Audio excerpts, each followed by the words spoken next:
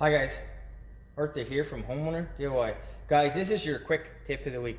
So if you're unfortunate and you were like me, where you didn't have a roofing nailer, you had to hand nail for a portion of the day, I figured out a quick and simple way to keep your shingles and rows straight when hand nailing.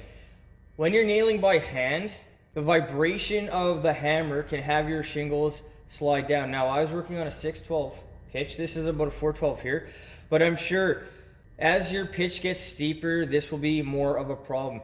So take your shingle, put it right where you want it, line up with the bottom, and now with a couple roofing nails up here in the head lap, if you put a nail in,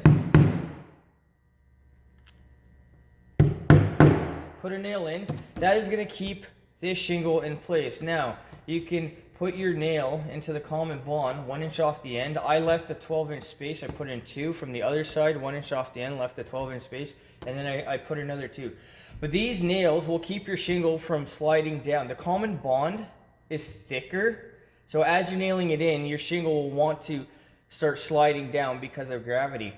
An added benefit with these 2 nails here, that you can throw a few shingles on top of it and that'll keep it in place if you're working on your own. This is a quick and simple way to keep your shingles from sliding all over the place. Of course, this will be much slower than having a nailer, but in case the rental breaks down or you couldn't get one and you still need to get some work done, I think this is a simple way to keep things straight when nailing by hand. Guys, that is your quick tip of the week.